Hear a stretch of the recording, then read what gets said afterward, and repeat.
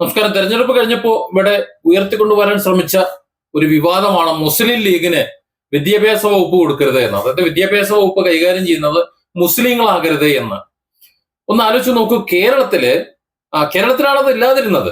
മുമ്പ് ഉത്തരേന്ത്യയിലൊക്കെ എന്തെങ്കിലുമൊക്കെ നടക്കുമ്പോൾ അത് അവിടെയല്ലേ എന്ന് കരുതിയിരുന്ന സ്ഥാനത്ത് ഇപ്പൊ കേരളത്തിൽ വർഗീയത പറഞ്ഞുകൊണ്ട് മുസ്ലിം വിഭാഗത്തെ പാർശ്വവത്കരിച്ചുകൊണ്ട് അവരൊക്കെ തീവ്രവാദികളാണ്, മനുഷ്യന്മാരല്ല എന്ന് പ്രചരിപ്പിച്ചുകൊണ്ട് അങ്ങനെ ആ ഒരു നിലയിൽ മറ്റുള്ളവർ മനസ്സിലാക്കിക്കോണം. മിക്കവാറും ജനമനസ്സുകളിൽ അത്തരത്തിൽ വിഷം കുത്തിവെക്കാൻ അവർക്ക് കഴിഞ്ഞിട്ടുണ്ട്. അത് സോഷ്യൽ മീഡിയയിലെ ഫേസ്ബുക്ക്, യൂട്യൂബ് ചാനലുകളിൽ വരുന്ന ഏതെങ്കിലും തരത്തിലുള്ള വീഡിയോയുടെ അഭിപ്രായങ്ങളുടെ താഴെ വരുന്ന കമന്റുകൾ നോക്കിയാൽ മതി ഈ സമൂഹത്തിൽ എത്രത്തോളം വിഷം വിതറിയിട്ടുണ്ട് എന്ന്.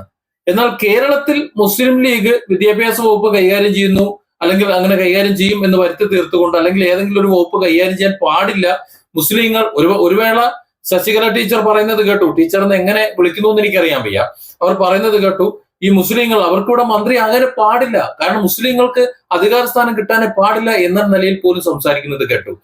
എന്റെ ഒരു സംശയം, എങ്ങനെയാണ് BJP അല്ലെങ്കിൽ സംഘപരിവാർ, RSS ഇതൊക്കെ ഇങ്ങനെ ഇന്ത്യ മഹാരാജ്യത്ത് സമചിത്തതയോടെ ഭരിക്കുന്നത് എന്ന്? അങ്ങനെയാണ് അവകാശപ്പെടുന്നത്, എല്ലാ പൗരന്മാരെയും ഒരുപോലെ കാണുന്നു എന്ന്. എന്നിട്ട് കേരളത്തിൽ ഇതുപോലെ വർഗീയത പ്രചരിപ്പിച്ചുകൊണ്ട് ഭരണം പിടിക്കാൻ ശ്രമിക്കുന്നു. സത്യത്തിൽ ഇത്തരത്തിൽ ഏതെങ്കിലും ഒരു വിഭാഗത്തെ പാർശ്വവത്കരിച്ചുകൊണ്ട്, നട്ടാൽ കുരുക്കാത്ത നുണ പറഞ്ഞുകൊണ്ട്, നുണ പ്രചരിപ്പിച്ചുകൊണ്ട്, അവരെ കുറിച്ചുള്ള വിഷം, അവർ വിഷമാണ് എന്ന് മറ്റുള്ളവരെ ഹൃദയത്തിലേക്ക് കുത്തിവെച്ചുകൊണ്ട് വേണോ തെരഞ്ഞെടുപ്പിനെ നേരിടാൻ, അല്ലെങ്കിൽ അവരുടെ രാഷ്ട്രീയ വളർച്ച ഉണ്ടാക്കി വെക്കാൻ വേണ്ടിയിട്ട്? അങ്ങനെയാണെങ്കിൽ തിരിച്ചു ചില കാര്യങ്ങൾ ചോദിക്കാനുണ്ട്. ഇപ്പൊ കഴിഞ്ഞ ദിവസം 9-ാം തീയതി ബീഹാറിലെ ഒരു BJP മന്ത്രി പറഞ്ഞതാണ്, പെൺകുട്ടികൾക്ക് വിദ്യാഭ്യാസത്തിന്റെ ആവശ്യം എന്താ? നമ്മുടെ വീടുകളിലെ പെൺമക്കൾ നമ്മുടെ കരുത്തും ഐശ്വര്യത്തിന്റെ അടിത്തറയുമാണ്. സ്ത്രീ ശാക്തീകരണത്തിനായി മോദിജി നിലകൊള്ളുമ്പോ ഈ പെൺമക്കൾ തെരുവിലിറങ്ങണ്ടേ എന്ന് പറഞ്ഞാൽ പുറത്തു പോകണ്ടേ എന്നാണ്. അതിന്റെ ആവശ്യം എന്താണെന്ന് ചോദിക്കുന്നത്. സ്ത്രീകൾ, പെൺകുട്ടികൾ പുറത്തു പോകേണ്ട ആവശ്യമില്ല, അവരെ എല്ലാം സർവാത്മന സംരക്ഷിച്ചുകൊണ്ട് വീട്ടിലിരുത്തി തന്നെ സംരക്ഷിച്ചുകൊള്ളും, എന്തിനവർ പുറത്തേക്ക് പോകണം എന്നാണ് ചോദിക്കുന്നത്. ഇവിടെ നമ്മൾ ചിന്തിക്കേണ്ടത്, ആരാണ് വിദ്യാഭ്യാസത്തിനെതിരെ, ആരാണ് സ്ത്രീകൾക്കെതിരെ? സ്ത്രീകൾക്കെതിരെ മുസ്ലിങ്ങളാണ്, അല്ലെങ്കിൽ വിദ്യാഭ്യാസത്തിന്റെ മുസ്ലിങ്ങളാണ്. സ്ത്രീകളെ പുറത്തേക്ക് ഇറങ്ങാൻ പാടുന്നില്ല, സ്ത്രീ സ്വാതന്ത്ര്യമില്ല, അവരെ അടച്ചിടുന്നു, അവരെ കെട്ടിയിടുന്നു, ചങ്ങലക്കിടുന്നു എന്നൊക്കെ പ്രചരിപ്പിക്കുന്ന അതേ കൂട്ടർ തന്നെയല്ലേ.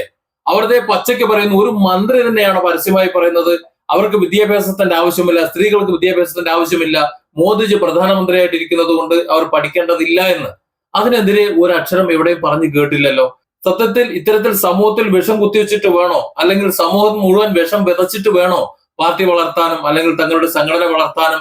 തങ്ങളാണ് ഏറ്റവും ശ്രേഷ്ഠമായത് എന്ന് തെളിയിക്കാൻ വേണ്ടിയിട്ട് ഇന്ത്യ മഹാരാജ്യവും അല്ലെങ്കിൽ നമ്മുടെ ഹിന്ദുത്വവും അങ്ങനെയാണോ പഠിപ്പിക്കുന്നത്? വലിയ പ്രതിഷേധമാണ് അതിനെക്കുറിച്ച് ബീഹാറിലും മറ്റ് രാജ്യവ്യാപകമായി ഉണ്ടാകുന്നത്. കാരണം ഉത്തരവാദിത്തപ്പെട്ട സ്ഥാനത്തിരിക്കുന്ന ഒരാൾ അവിടെ അങ്ങനെ പറയുന്നു. ഇവിടെ കേരളത്തിൽ വിദ്യാഭ്യാസ വകുപ്പായിക്കട്ടെ, മറ്റേ കാര്യപ്പെട്ട ഒരു വകുപ്പും മുസ്ലിങ്ങൾക്ക് കൊടുക്കാൻ പാടില്ല, മുസ്ലിം ലീഗിന് അഭിപ്രായം പറയാൻ പാടില്ല എന്ന നിലയിലേക്ക് കാര്യങ്ങൾ വരികയും ചെയ്യുന്നു. എങ്ങനെയാണ് ഇതിനെ ഉൾക്കൊള്ളാൻ കഴിയുക? എങ്ങനെയാണ് ഇതിനെ ന്യായീകരിക്കാൻ കഴിയുക? സത്യത്തിൽ നമ്മുടെ ഇന്ത്യ മഹാരാജ്യത്തിന്റെ പോക്ക് എങ്ങോട്ടാണ് ഇവര് ഇന്ത്യക്കാരെ 145 കോടി ജനങ്ങളെ കൊണ്ടുപോയിക്കൊണ്ടിരിക്കുന്നത്? Different angles. Don't forget to subscribe and support this channel.